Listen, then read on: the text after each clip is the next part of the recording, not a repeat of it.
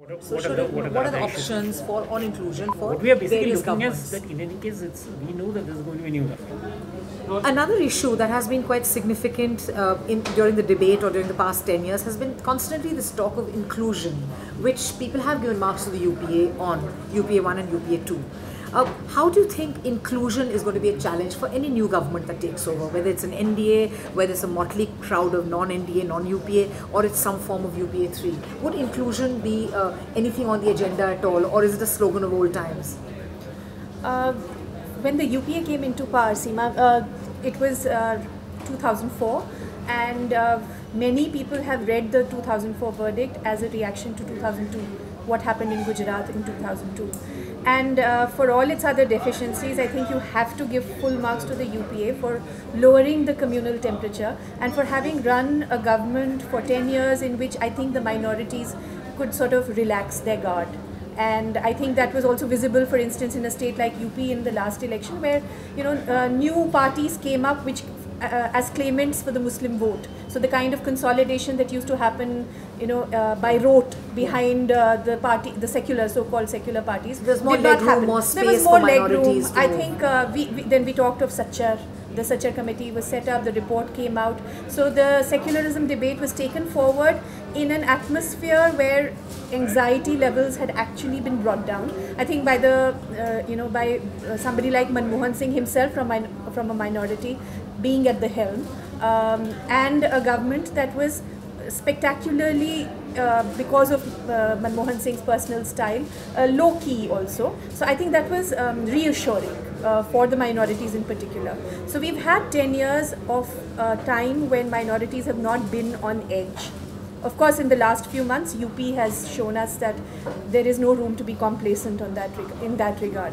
But I think my worry for the new government, my worry is that this campaign, for all the talk about this being a campaign fought in the name of issues of governance and good governance and development, I think there have been far too many swathes of this country where there has been a very, very visible communal polarization. There was clearly in Western UP, but I think even elsewhere. And there has been a rhetoric which has reduced this in many ways to a Hindu versus Muslim election. And the BJP in particular, because it is poised, it is seen to be poised to win. I think if BJP forms a government, if Mr. Modi forms a government, the challenge, the responsibility is his to reach out and to assuage those fears, which he has not done so far. Yeah. In terms of inclusion, whether we're talking about inclusion amongst communities or inclusion of the haves and the have-nots, if you like, or Dalits or other social categories, how much of a challenge would that be for a non-UPA government that takes charge? Or will that just not be an issue? Is the slogan that we don't worry about Hindus or Muslims, just Indians first, would that be enough to sandpaper our way out of this? Not sandpaper, but definitely inclusion is largely a product of the fact that there is typically, like as Vandita says, the Muslims are also the segment which is also economically probably the lowest, at the lowest end of the every category. The Sachar committee report also did show that. So any movement which says that we try to give a better facilities in terms of employment opportunities, in terms of loans, in terms of educational opportunities would obviously tend to be a very good thing for them. So yes, that would definitely. So do you think if intelligently managed, could a development rhetoric, be a substitute for a community-wise fairness kind of vocabulary? Absolutely. If you look at, for instance, the example of South India, for instance, large number of those states initially, say early part of 20th century, they went through a fair amount of problems. But now over problems, the years, do you mean reservation and a high? Absolutely, absolutely. There were preferential reservations, and the even treatment in terms accorded of to all issues, social economic categories. Yes. But gradually, as the fruits of the development spread, and there have been all shades of government there, from fairly right wing to fairly left wing, but they have been able by allowing larger mass of people to share in the fruits of development, to have lowered the temperature considerably, as Vandita's very nicely put it. Do you think infrastructure, roads, ports could be a balm and may kind of lessen this anxiety that you think would come in should Mr. Modi form the government or the BJP form the government? I think if Mr. Modi forms a government, then of course infrastructure, roads, electricity, these are by nature inclusive, and these touch the lives of everyone regardless of community. But I think an extra effort, a targeted effort, is also necessary because the kind of fears that have been stoked, and I think the large part of the reason why fears have been stoked is that Mr. Modi still carries a baggage of 2002. I think maybe one beginning could be to address it frontally. Mr. Modi could begin by addressing 2002 frontally and take it from there. His attempts so far to address it frontally, if you like, have been pretty half-hearted, and there's been no expression of contrition or even of any concern or sadness that an event like that took place.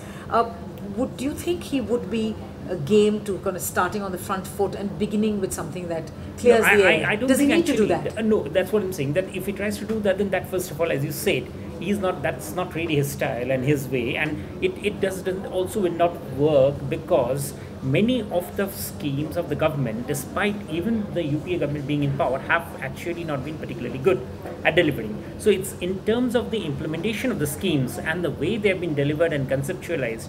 From conceptualization to delivery, that is where the problem has stayed. So essentially, it is a question of getting more people done into the system, and that is best done by doing what the government does best, which is that it doesn't try too many things at one time. So do you think he'll be judged more by his actions of being able to deliver to the last person on irrespective of their Absolutely. I mean, a road, and not just a road, in terms of better schools, like if we have, say, a golden fiber optic of good schools across the country, where good education comes to a school even at the remotest corner because of a telecom width. Now that's something that is inclusive. Very quickly, one other question. What if there is a non-Mr. Modi but a BJP NDA dispensation that takes over? Would that treat inclusion issues differently? I frankly don't foresee a BJP dispensation without Mr. Modi at the helm. The nature of this campaign has been so centered on his persona and his personality and his agenda. I think the BJP has very meekly taken second place and subsumed itself into his campaign. Right. For argument's sake, if we have a non-UPA, it's too many nons in the sentence, but if there's a non-UPA, non-NDA dispensation, which takes charge or whatever, like you had in 1996 or 1989, for a government like that, which may comprise largely of regional heads of regional powers, would inclusion be an issue for them?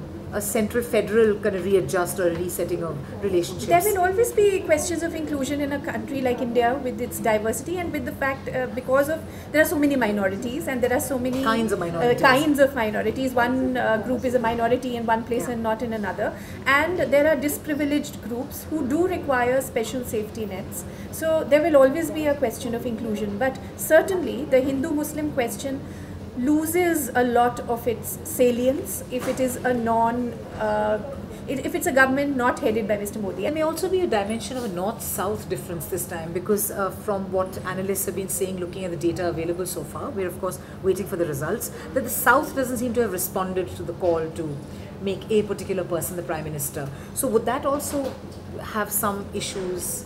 Yeah, I would think so, and essentially it's creating a bit of, I think, another sort of polarization in India, that the eastern states in India, despite probably doing well on criminal scorecard and things, are ending up as the reservoirs of labor supply, and so essentially, and yet underdevelopment to a far stronger degree than the states which are coming from south, and that is it's another creating kind of inclusion issues that we need to issue which is coming up. Yes.